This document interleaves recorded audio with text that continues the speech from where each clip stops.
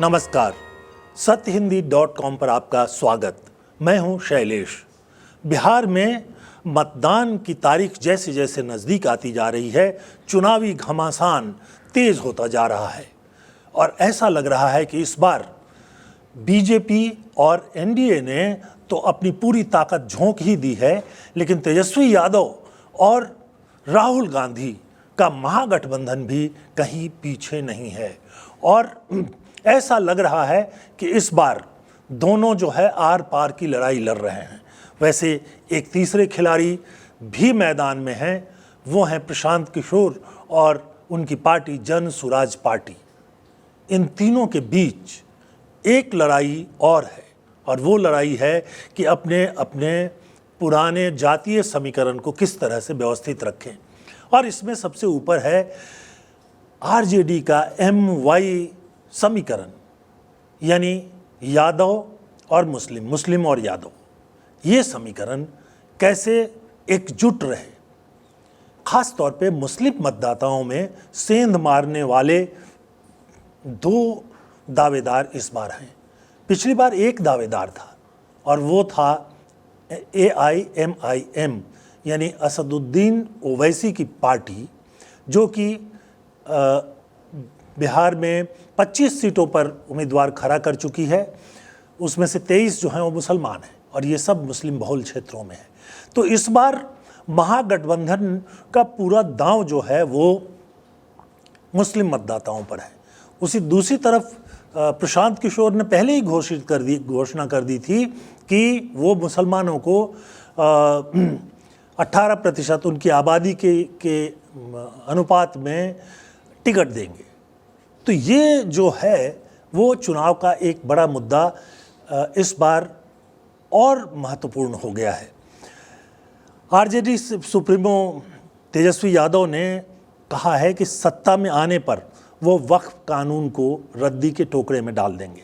अब मुसलमानों के सामने जो अलग से मुद्दे हैं उसमें वक्फ कानून जो है वो महत्वपूर्ण है। CAA भी है, लेकिन अभी बिहार में CAA की उतनी चर्चा नहीं हो रही है। लेकिन इस बार वक्फ कानून जो है बहुत महत्वपूर्ण मुद्दा है। राहुल गांधी भी किसी न किसी तरह से मुसलमानों के मुद्दों को उठा रहे हैं। वैसे तो मुसलमानों के सामने भी वही मुद्दे हैं जो बाकी लोगों के सामने मुद्दे हैं। पलायन, वहाँ से मुसलमान भी रोज़गार के लिए दूसरे राज्यों में जाते हैं और संकटों का सामना करते हैं। उसी तरह से स्थानीय स्तर पर उनके पास भी रोज़गार नहीं है। और जो तीसरी चीज़ है कि शिक्षा व्यवस्था जिस तरह से ख़राब होती जा रही है, उसमें उनको भी बाहर जाकर शिक्षा के लिए दूसरी व्यवस्था करनी पड़ती है। तो अब ये MY वोट बैंक जो है वो कितना सुरक्षित होगा। 2020 में AIMIM ने कोई 20 सीटों पर उम्मीदवार खड़ा किया था और 5 पर उसके जीत गए थे। ये अलग बात है कि वो 5 जीते हुए AIMIM के उम्मीदवारों में से 4 ने बाद में जाकर RJD ज्वाइन कर लिया था और एक ही जो है AIMIM में यानी ओवैसी के साथ रह गए थे। इस बार फिर वो उम्मीदवार हैं और इस बार ज़्यादा सीटों पर खड़ा किया है। लेकिन पिछली बार जो हुआ था उसमें ये भी था कि जिन क्षेत्रों में ओवैसी ने अपने उम्मीदवार खड़े किए, उनमें से कुछ क्षेत्र ऐसे थे जिनमें कि RJD या कांग्रेस को हारना पड़ा था। वो जो थोड़ा बहुत मुस्लिम वोट ओवैसी के उम्मीदवारों ने काटा, उसके चलते वो हार गए थे। और इस बार ये पुख्ता करके देखना चाहते हैं कि ये वोट जो है बटे नहीं। अगर वो वोट एक साथ रहता है तो करीब करीब 18% मतदाता जो हैं बिहार में वो मुस्लिम हैं और वो यादव और ये दोनों अगर एकजुट रहते हैं करीब 70 से 80% वोट भी उनको अगर यानी महागठबंधन को, RJD को और कांग्रेस को और उनके गठबंधन में शामिल बाकी लोग जो हैं, इस बार और भी कई लोग हैं, VIP पार्टी भी है इस बार, इसके अलावा CPI-ML है और दूसरी कम्युनिस्ट पार्टियां भी हैं। तो ये एक महत्वपूर्ण मुद्दा जो है वो बना ही हुआ है। तो अगर हम MOI समीकरण का ही पूरा विश्लेषण करें तो ये देखते हैं कि आखिरकार स्थिति है क्या, बिहार में मुस्लिम मतदाताओं की क्या स्थिति है। मुस्लिम आबादी जो है वो करीब करीब 17.7% है। ये मैं 2011 की जनगणना के आधार पर नहीं, बल्कि जो 2022 में जाति जनगणना कराई गई थी उसके आधार पर बोल रहा हूँ, और जो बर्थ रेट है उसके आधार पर भी ये अनुमान किया जाता है कि उनकी आबादी जो है अब करीब करीब 18% पर पहुँच चुकी होगी। अब इसमें से मुस्लिम मतदाताओं की संख्या जो है अनुमान है कि करीब करीब 2 करोड़ 30 लाख है। 7 करोड़ 40 लाख मतदाताओं में से 2 करोड़ 30 लाख के करीब जो हैं वो मुस्लिम हैं, यानी ये संख्या करीब करीब 18% है। और जो हमने कहा 17.7% उनकी आबादी है, तो आबादी से कुछ ज़्यादा ही, यानी मुसलमानों ने अपने को वोटर के रूप में जो दर्ज कराने की इच्छा या उनकी प्रवृत्ति है वो कुछ ज़्यादा ही है। अब अगर हम देखें तो बिहार में 87 सीटें ऐसी हैं जिनमें कम से कम 20% मुसलमान हैं। 40 सीटें ऐसे हैं जिनमें 25% से ज़्यादा मुसलमान हैं। मैं ये 87 में से ही 40 बता रहा हूँ जिसमें कि 25% से ज़्यादा है। और इस 40 में से यानी कुल 87 में से 24 सीटें ऐसी हैं जिन पर 47% तक मुस्लिम वोटर हैं।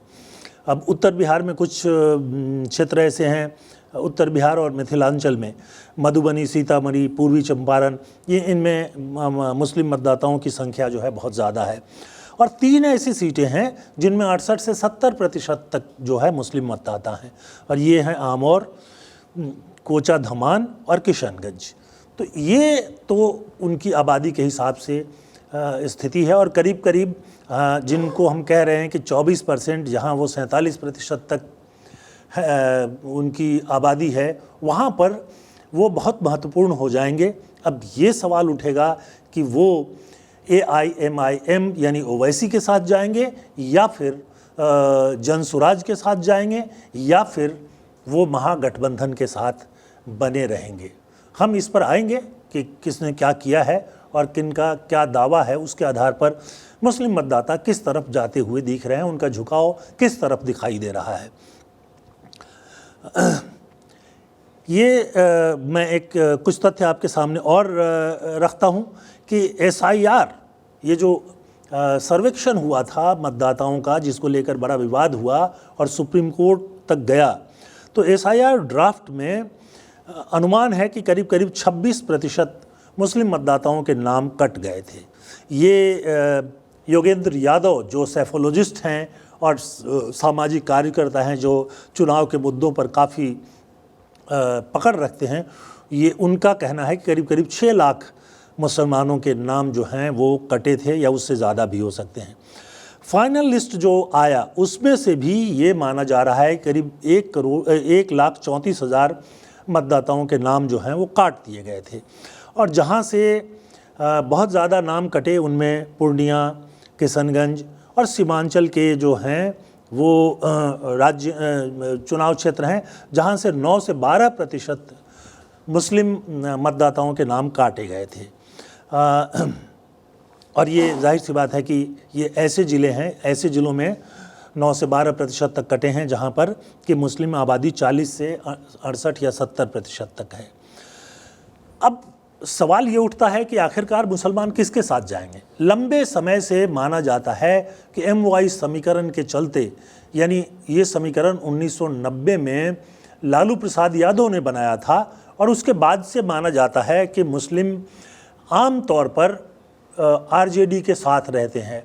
और चूँकि अब कांग्रेस भी उनके साथ है, तो RJD और कांग्रेस दोनों में दोनों के कैंडिडेट्स जो हैं उनको फ़ायदा मिलता है, लेफ़्ट को भी मिलता है और VIP जैसी पार्टियों को भी मिल सकता है।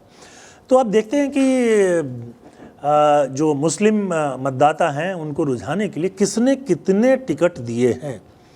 और सबसे पहले हम महागठबंधन को अगर लें तो बिहार की कुल जो 243 सीटें हैं उनमें से 30 सीटों पर उन्होंने मुस्लिम को खड़ा किया है। तो ये करीब करीब 17-18% तो नहीं बना, लेकिन तब भी करीब 13-14% बन जाता है। आरजेडी ने इसमें से 143 कुल उम्मीदवार खड़े किए हैं, उसमें से 18 जो हैं वो मुस्लिम है। कांग्रेस ने 61 उम्मीदवार खड़े किए हैं, उनमें से 10 जो हैं वो मुस्लिम है। और सीपीआई एमएल ने 20 उम्मीदवार खड़े किए हैं, उनमें से 2 जो हैं वो मुस्लिम है। अब ये तो आंकड़ा रहा महागठबंधन का। अब दूसरी तरफ नज़र डालते हैं एनडीए में क्या स्थिति है। एनडीए की जो 243 सीटें हैं उनमें से सिर्फ 5 उम्मीदवार मुस्लिम हैं। इनमें से जेडीयू ने 101 सीटों में से 4 मुस्लिम कैंडिडेट्स को इस बार खड़ा किया है। पिछले चुनाव में 11 कैंडिडेट्स को उन्होंने खड़ा किया था, हालांकि ज़्यादातर सफल नहीं रहे थे और इसलिए जेडीयू ने अब इस बार मुस्लिम उम्मीदवारों की संख्या कम कर दी है। एलजेपी जिसने ये चिराग पासवान की पार्टी जिसने 29 उम्मीदवार खड़े किए हैं, उसमें 1 जो है वो मुस्लिम है। तो ये कुल मिलाकर के एनडीए के जो 243 सीटें हैं उनमें से 243 उम्मीदवार हैं, उनमें से 5 जो हैं वो मुस्लिम है। बीजेपी ने कोई टिकट नहीं दिया है मुसलमानों को। जाहिर सी बात है कि बीजेपी एक तरह से मुस्लिम वोट पर पाने की जो है बहुत इच्छा रखती नहीं है। ये बहुत समय से पूरे देश भर में ये बातें लागू होती हैं, क्योंकि वो लोकसभा में भी और बाकी राज्यों में भी या तो टिकट नहीं देते हैं या सिंबॉलिक तौर पर 1-2 टिकट देते हैं। अब इसमें AIMIM पहले फेज़ में इन्होंने 25 उम्मीदवारों के नाम की घोषणा की थी, इसमें 23 जो हैं वो मुस्लिम हैं। और इसमें से मैं ये बता दूं कि ये अभी जो चुनाव चल रहा है ये मिथिलांचल में और सीमांचल के क्षेत्रों में इसमें काफ़ी सीटें जो इस समय आती हैं वो इसमें आती हैं और इसी क्षेत्र में मुस्लिम ज़्यादा हैं। जाहिर सी बात है कि 23 सीटों पर AIMIM यानी ओवैसी की पार्टी ने मुकाबले को त्रिकोणीय करने की कोशिश की है। जन स्वराज की पूरी सूची हमारे पास नहीं है, लेकिन इसमें से अब तक जो हमारे पास सूची है उसके हिसाब से 21 उम्मीदवार, ये नाम उन्होंने पहली सूची में ही जारी कर दिया था, बाद में दूसरी सूची में कुछ और नाम भी होंगे, लेकिन इन्होंने भी काफ़ी संख्या में मुस्लिम उम्मीदवार खड़े किए हैं। और प्रशांत किशोर ने पहले ही घोषणा कर दी थी कि वो हर जाति को लगभग उनकी आबादी के बराबर प्रतिनिधित्व देने की कोशिश करेंगे। तो ये स्थिति है। एक आरोप हमेशा से लगता रहा है कि मुस्लिम बाहुबलियों को बहुत टिकट मिलता है, लेकिन इस बार का जो हम रिकॉर्ड देखते हैं तो उसमें जो बाहुबली हैं वो नदारद हैं। इस समय आरजेडी ने एक ऐसे उम्मीदवार को टिकट दिया है जिस पर कुछ उंगली उठाने की कोशिश हो रही है, वो है उसामा शहाब। ये बाहुबली के रूप में मशहूर शहाबुद्दीन के बेटे हैं। और लेकिन उसामा का कोई भी आपराधिक रिकॉर्ड जो है वो मौजूद नहीं है। उन्होंने लंदन से लॉ की पढ़ाई की है और ये माना जाता है कि अपने पिता के किसी भी काम से वो दूर ही रहते थे।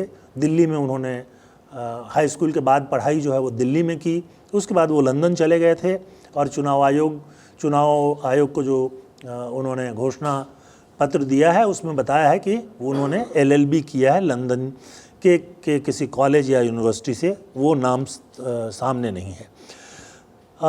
2 लोगों को मुस्लिम बाहुबली कहा जाता था, उसमें शहाबुद्दीन और तस्लीमुद्दीन, ये 2 थे। इन दोनों की मृत्यु हो चुकी है और इसलिए दोनों चुनाव मैदान में नहीं है। और उसके लेकिन जो दूसरी जातियों के दूसरे धर्मों के बाहुबली हैं उनकी संख्या काफ़ी है और उस पर हम एक प्रोग्राम पहले ही कर चुके हैं। तो इस बार जो है वो स्थिति क्या रहेगी, मुसलमान आखिर क्या चाहते हैं, तो इसमें एक महत्वपूर्ण बात जो सामने निकल कर आ रही है कि वो वक्फ कानून में जो संशोधन हुआ है उसको ख़त्म करना चाहते हैं। इसके लिए मामला सुप्रीम कोर्ट तक गया। ओवैसी भी सुप्रीम कोर्ट में पार्टी हैं, लेकिन अभी जो स्थिति है उसमें सुप्रीम कोर्ट ने उस वक्फ कानून की जो कुछ धाराएं हैं उनको स्थगित कर दिया है, जिसमें से एक धारा जिसमें कि जो डिस्ट्रिक्ट मजिस्ट्रेट हैं यानी जिला अधिकारी हैं उनको असीमित अधिकार दिए गए थे, उसको उन्होंने रद्द कर दिया है। उसके अलावा जो सेंट्रल वक्फ बोर्ड है और राज्यों के वक्फ बोर्ड हैं उनमें गैर मुस्लिम सदस्यों की संख्या क्या होगी उसको भी उन्होंने कम कर दिया है। लेकिन वक्फ बोर्ड कानून जो संशोधन हुआ है उस पर क्या होगा इसका फैसला सुप्रीम कोर्ट के फैसले पर ही निर्भर होगा और अंतिम फैसला जो है वो अभी तक सामने नहीं आया है। तो वक्फ बोर्ड जो है मुसलमानों के लिए एक मुद्दा तो है, लेकिन इस बार के चुनाव में ऐसा दिखाई दे रहा है कि रोजगार, शिक्षा जैसे मुद्दे भी उनके भीतर बहुत प्रमुख भूमिका निभाने वाले हैं। उनका जो युवा वर्ग है वो अपने भविष्य को लेकर ज़्यादा चिंतित लग रहा है। महिलाएं जो हैं जिस अनुपात में जो ईबीसी यानी अति पिछड़ा वर्ग है या दलित पिछड़ा वर्ग है और यहाँ तक कि पिछड़ा वर्ग की कुछ जातियाँ जो हैं उसमें महिलाएं जिस तरह से बिल्कुल काफ़ी हद तक जो है वो जेडीयू और एनडीए गठबंधन के साथ दिखाई दे रही हैं, वो स्थिति जो है वो मुस्लिम महिलाओं में नहीं है। हालांकि एनडीए का दावा है कि जो भी सुविधाएं उन्होंने हिंदू वर्ग के ईबीसी और ओबीसी या दूसरी महिलाओं को दी है वो मुस्लिम महिलाओं को भी दी गई है। इन सब के बावजूद ये तस्वीर निकलकर सामने आ रही है। लेकिन ये जो दो खिलाड़ी हैं यानी ओवैसी और प्रशांत किशोर, इनके जो उम्मीदवार हैं वो महागठबंधन के इस वोट बैंक में यानी एमवाई वोट बैंक में कितना सेंध डालेंगे ये अभी निश्चित तौर पर दिखाई नहीं दे रहा है। यहाँ हम जिक्र कर दें कि जो कुछ समय पहले जब 4 उपचुनावों के जरिए जन स्वराज पार्टी पहली बार चुनावी मैदान में आई थी तो उनके एक मुस्लिम उम्मीदवार को अच्छा खासा वोट मिला था और महागठबंधन की जो हार हुई उसके लिए उसको भी एक कारण बताया गया था। हालांकि वो इस उपचुनाव को जीत नहीं पाए थे। तो ये स्थितियां जो हैं वो अभी बरकरार हैं। बिहार के चुनाव में इस बार काफ़ी मंथन हो रहा है और कई तरह के मुद्दे चल रहे हैं। जातीय मुद्दे भी हैं, धार्मिक मुद्दे भी हैं और उससे ऊपर रोजगार का मुद्दा भी है, वहाँ से पलायन का मुद्दा भी है और शिक्षा का मुद्दा भी है, स्वास्थ्य का मुद्दा भी है। इनमें से कौन कौन से मुद्दे चुनाव को बहुत ज़्यादा प्रभावित करेंगे इस पर हम अलग अलग प्रोग्राम आपके सामने लाते रहेंगे। आज के प्रोग्राम में बस इतना ही, लेकिन चलते चलते अनुरोध एक है और वो ये कि आप अगर अभी तक आपने हमारे ऐप को डाउनलोड नहीं किया है तो कर लीजिए, क्योंकि आप हमारे प्रोग्राम को बेहतर ढंग से देख पाएंगे।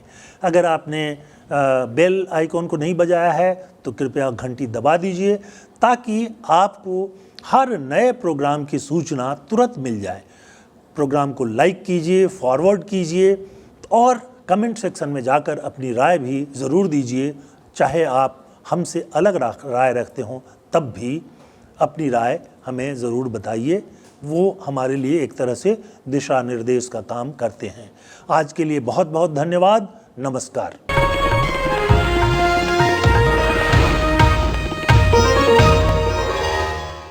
Copyright disclaimer under Section 107 of the Copyright Act 1976. Allowance is made for fair use for purposes such as criticism, comment, news reporting, scholarship, and research. Fair use is a use permitted by copyright statute that might otherwise be infringing.